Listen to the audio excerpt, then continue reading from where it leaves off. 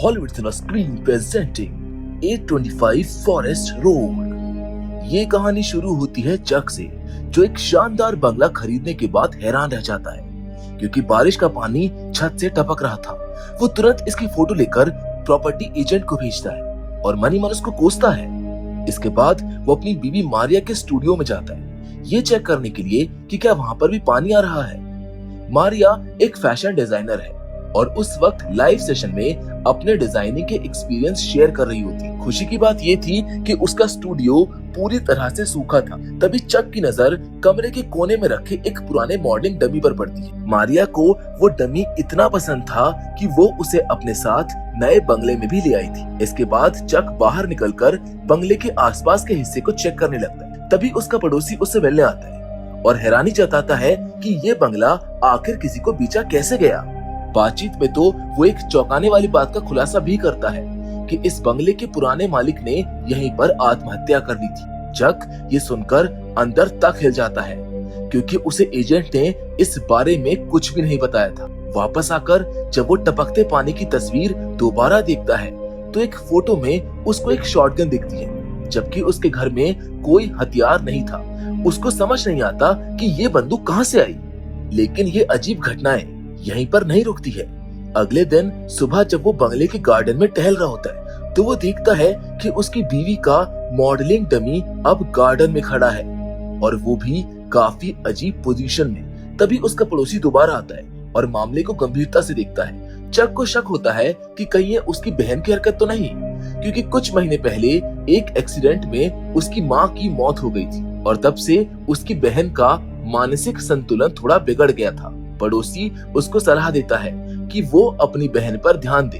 वो ये भी कहता है कि तुम पास के लाइब्रेरी में जाकर इस जगह का इतिहास भी पढ़ सकते हो। साथ ही में वो उसे एक लोकल ग्रुप की मीटिंग में आने का भी न्योता देता है। दोपहर को चक लाइब्रेरी जाता है और कई किताबों को पलटते पलटते उसे एक किताब मिलती है जिसमें गांव का गहरा इतिहास लिखा होता है। जैसे ही वो बाहर निकलने लगता है उसकी नजर कुछ जमीन पर गिरी किताबों और एक रोती हुई लड़की पर पड़ती है। वो लड़की उसको चेतावनी देती है कि इस जगह के रहस्यों में ज्यादा दिलचस्पी मत लेना, नहीं तो अंजाम बहुत बुरा हो सकता है।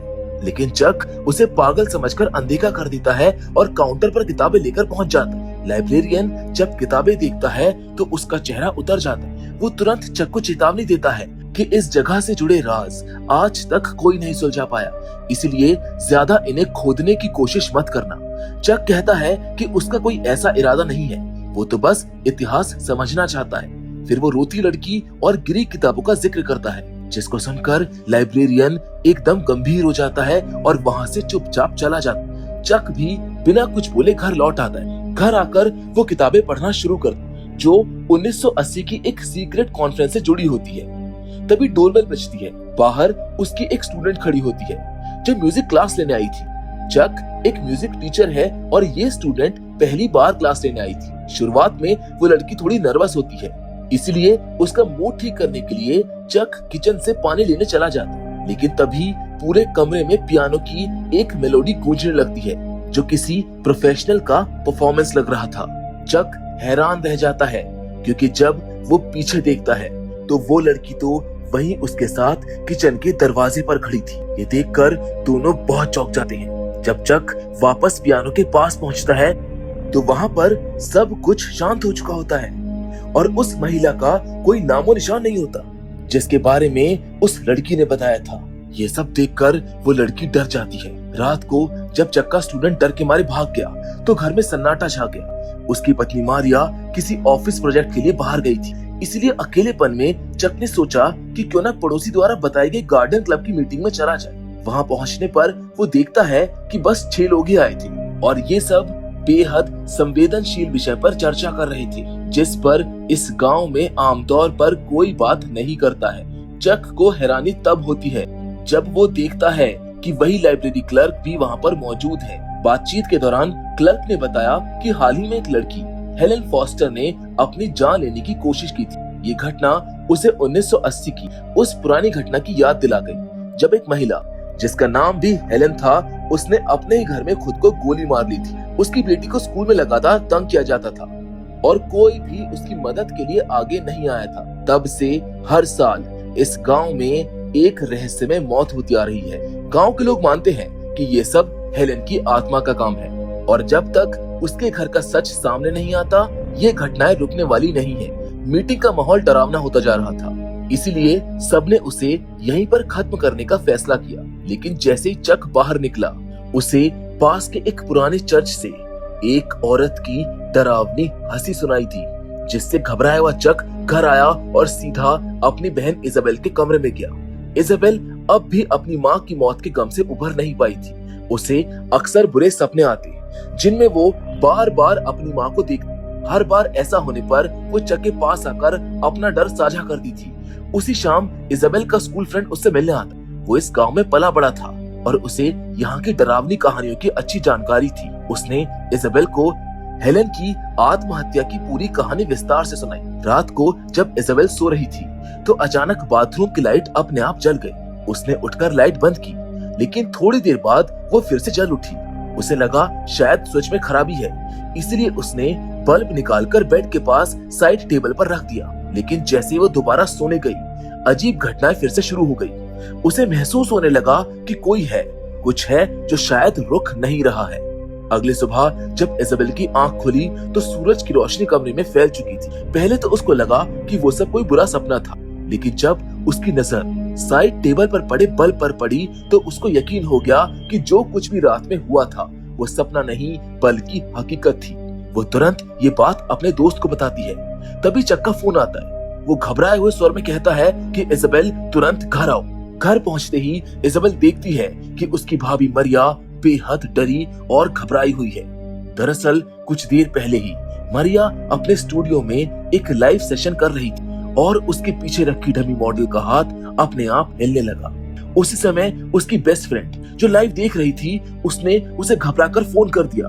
मरिया को लगा कि शायद उसकी फ्रेंड उससे ब्राइडल ड्रेस के बारे में कुछ पूछना चाहती है, इसलिए मारिया ने उस ड्रेस की वीडियो बनाकर भेज दी और बताया कि ड्रेस तैयार है। लेकिन जब वो वापस कैमरे के सामने बैठी तो उसने एक ऐसा नजारा देखा जिसने उसके होश उड़ा दिए। वो डमी अब वहां से गायब थी। शुरुआत में मारिया को लगा शायद उसे ही कुछ गलत दिख रहा है, लेकिन तभी उसकी फ्रेंड ने लगातार मैसेज भेजना शुरू कर दिया, तुरंत उस कमरे से बाहर निकल जाओ। लेकिन मारिया ने इस बात को हल्के में लिया और लाइव सेशन करती रही। थोड़ी देर बाद जब वो उस डमी मॉडल की ड्रेस दिखाने गई तब उसको समझ आया कि वो डमी सच में वहां पर नहीं थी। उसी वक्त बगल वाले कमरे से तेज आवाज आई।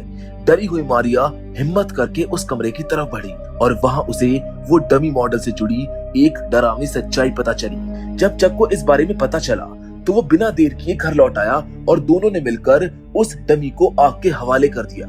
चक ने बताया कि इस बंगले का पुराना मालिक यही आत्महत्या कर चुका है और संभव है कि यहाँ किसी बुरी आत्मा का वास हो। फिर सबने मिलकर फैसला किया कि अब इस बंगले को छोड़ देना चाहिए। इजाबेल को भी कहा गया कि वो अपना सारा सामान पैक कर ले और कॉलेज हॉस्टल में शिफ्ट हो जाए। इस बीच इजाबेल का दोस्त भी उसकी मदद के लिए आ गया।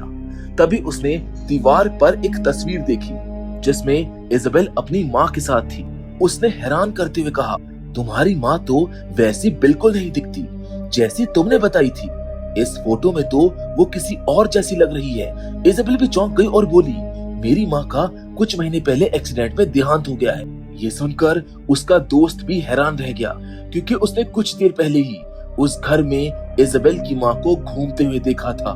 दोनों इसी कंफ्यूजन में थे कि तभी नीचे किचन से बर्तनों के गिरने की आवाज आती है। डर के मारे दोनों नीचे पहुंचते हैं, लेकिन नीचे का माहौल पूरी तरह बदल चुका था। कमरा बहुत ठंडा हो गया था और हवा ऐसे चल रही थी जैसे कोई रो रहा हो। इजाबेल का दोस्त ये सब सहन नहीं कर पाया और किसी बहाने से बाहर चला गया। जैसे ही वो गया, इजाबेल को अपने पीछे से कोई नाम लेकर धीरे से पुकारता हुआ सुनाई दिया। वो डर के मारे पलटी, लेकिन पीछे कुछ भी नजर नहीं आया। फिर अचानक मारिया आई और उसको रोकने लगी कि वो कुछ न करे, लेकिन इजाबेल ने कहा, मैं इस रहस्य को जरूर सुलझाऊंगी। जिसके बाद ये दोनों डर के मारे भागकर अपने अपने कमरे में चले जाते। कुछ देर बाद मारिया के कमरे से जोर की चीख सुनाई देती है। इजाबेल दौड़कर वहां पहुंचती है। दरवाजा खुद ब खुद धीरे धीरे खुल रहा था। अंदर मारिया पूरी तरह डरी हुई थी। वो रोते हुए इजाबेल के कमरे में आती है। उसके चेहरे पर डर साफ झलक रहा था। उसकी नाक से खून निकल रहा था। लेकिन वो खुद नहीं जानती थी कि आखिर उसके साथ क्या हो रहा है। थोड़ी देर बाद जब माहौल थोड़ा शांत हुआ तब इजाबेल का दोस्त वापस आया। उसके हाथ में एक पुराना नक्शा था। वो बताता है कि 1923 की प्लानिंग बुक और आज के शहर के नक्शे को मिलाकर उसने एक बहुत पुरानी जगह का लोकेशन ढूंढ निकाला है। उस जगह का नाम है 825 फॉरेस्ट रोड। अब चक ने तय कर लिया है कि वो खुद जाकर उस आदमी से मिलेगा जिसने अपनी पत्नी के साथ धोखा किया था।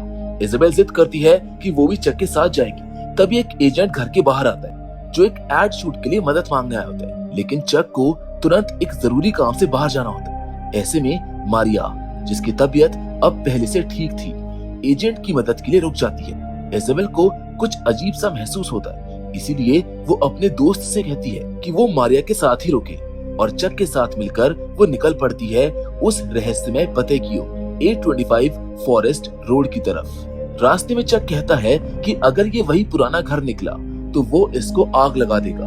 उधर मारिया जब एजेंट की मदद कर रही होती है तभी वो एजेंट अचानक किसी अनजानी भाषा में बोलने लगता है।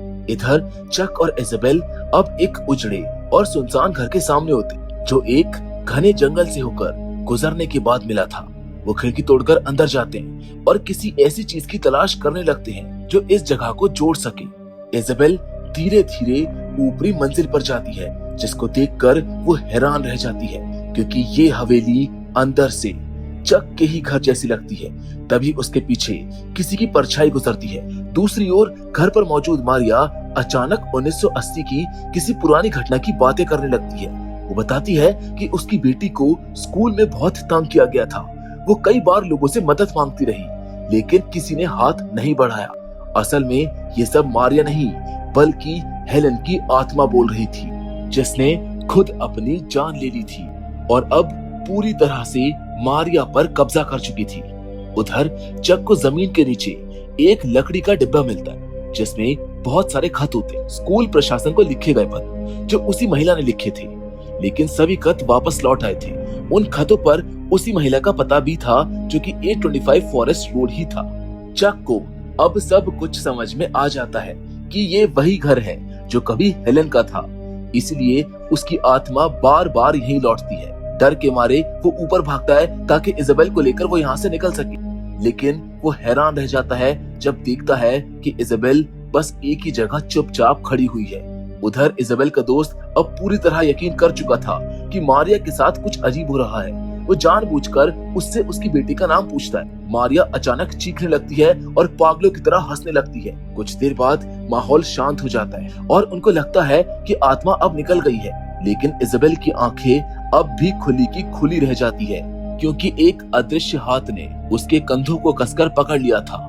चक ये देखता है और दौड़ता है उसको बचाने के लिए, लेकिन तभी एक अदृश्य शक्ति उन्हें कमरे के अंदर खींच लेती है और यहीं से हम समझ पाते हैं कि हेलन की आत्मा ने चक और इजाबेल को अपना शिकार बना लिया। वो अब हर उस इंसान से बदला ले रही है जो कभी उसकी मदद नहीं कर सका, चाहे वो अब निर्दोषी क्यों ना हो। जो भी इस शहर में आता है उसकी मौत तय है। हेलन सबको अलग अलग तरीकों से बहकाती है और फिर उन्हें मौत के मुंह में धकेल देती है जब तक उसका रहस्य हल नहीं होता और उसे शांति नहीं मिलती। वो ऐसा करती रही और इसी डरावने अंत के साथ 825 फॉरेस्ट रोड की कहानी यहीं पर खत्म हो जाती है। तो दोस्तों, मैं उम्मीद करता हूँ कि आपको ये रहस्यमयी और डार्क स्टोरी पसंद आई होगी। इस वीडियो को लाइक जरूर करें और हमें कमेंट में जरूर बताएं कि क्या आप हेलन की आत्मा को दोषी मानते हैं या फिर इस समाज को जिसने उसका साथ कभी नहीं दिया।